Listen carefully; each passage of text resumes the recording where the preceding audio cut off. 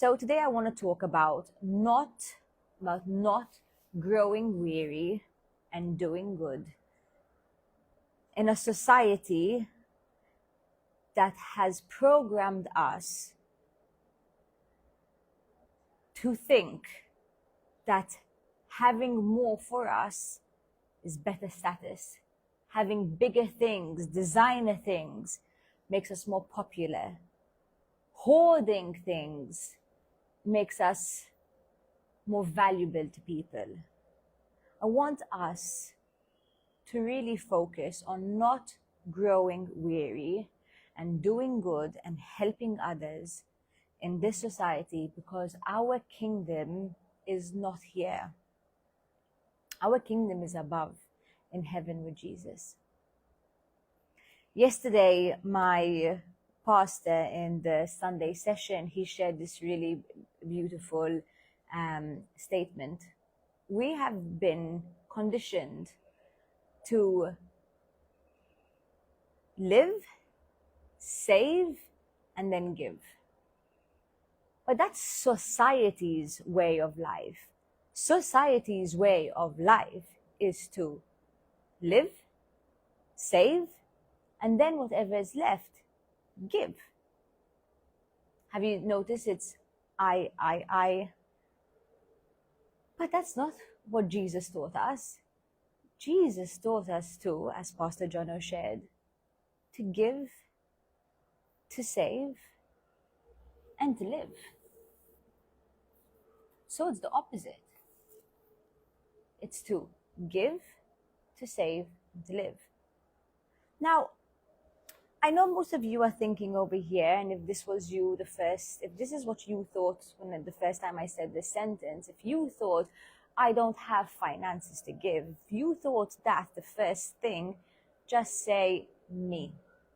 And the reason why we do think just about finances is because, once again, we have lived in a society where we have been pressured with so many bills, whether it's coming from the water, the electricity, the rent, insurance, health, cars, food, whatever it is. The first thing we think about when we give, we think about our finances.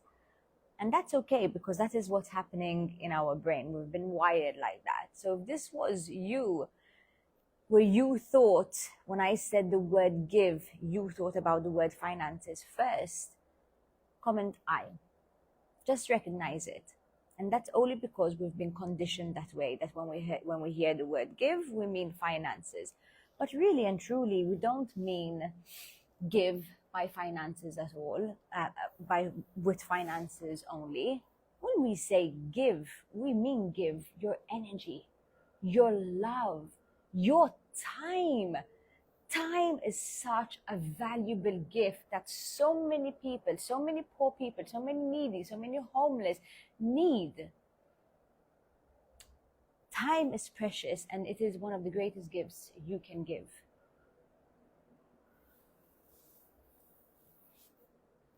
So in a society where we have been programmed to live, save, give, let's change that around, as my pastor said yesterday. Let's change that around and live a different approach, the Jesus-centered approach, which is to give our time, give our energy, give our finances, give our love. And these things that we're giving to, we're not talking about immediate family, right? We're talking about people that are out of our circumference, people that we don't know.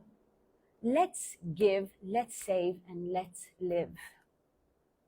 There is a passage that we were talking about yesterday, which is Mark chapter 10, 17 to 22. And it was the rich in the kingdom of God. And this very wealthy man comes up to God, to Jesus, and says, what must I do to enter the kingdom of heaven? I have all of the possessions, all of the wealth. I've never committed adultery. I've never committed murder. And he goes on about all of these different things. And Jesus says to him, he says, sell your possessions, Give everything to the poor and to the needy, and come and follow me, and come and follow me. The rich man, walked away with a sad face. And do you know why he walked away with a sad face? Because the master of his life, he was being controlled by money, by wealth, by possessions. And this is the world that we live in. We live in a world that bigger is best, more is beautiful, designers are status. We believe in bigger, bigger, more, more, more, more. And it shouldn't be like that. I challenge you to be the master of your own possessions and whatever it is. Anything that you cannot let go of, anything that you feel emotionally attached to, you can say, I can give to this freely because I am in control. I am in control. Not this possession. I am the master of my life. Let us give, let us save, and then let us live. Let us not grow weary of doing good and helping, because our kingdom, our treasure is not here. Our kingdom is up above with Jesus.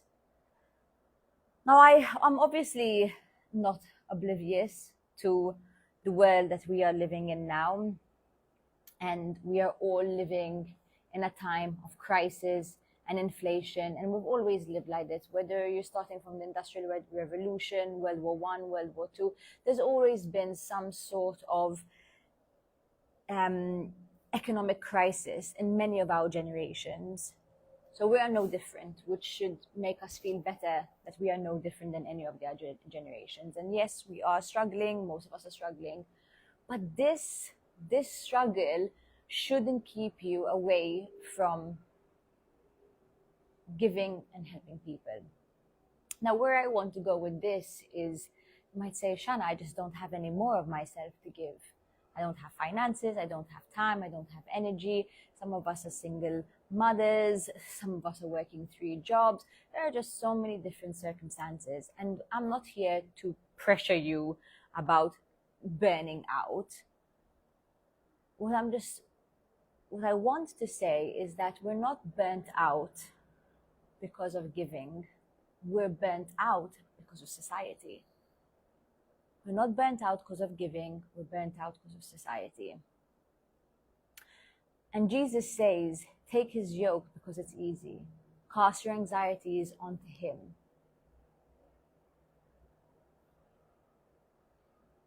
I remember when I was in my first trimester of pregnancy, I had nothing else to give.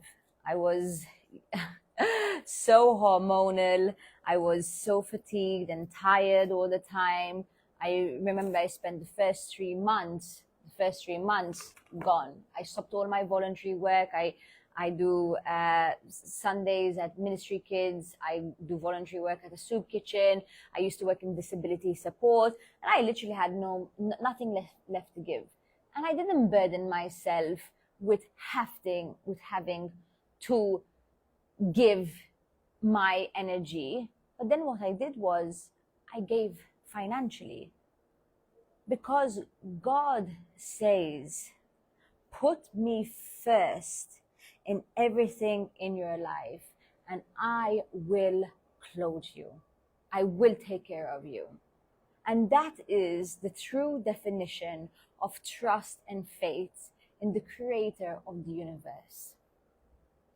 That is the true definition of going up to God and saying, God, I have nothing left in me. My finances are low.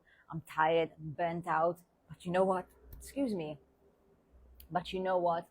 I do not want to grow weary of doing good and helping the poor and the needy. Because I know that my treasure is not here, my treasure is up there with you. If you ask God to show you the light, God will show you the light. And he will not burden you, because that is not the God that we serve. So, what I just want us to know and remember and to understand, that even though sometimes we feel weary in doing good and giving and helping, God says, do not grow weary. Surrender what has control over you. Take it to God. Bigger, better, and more is not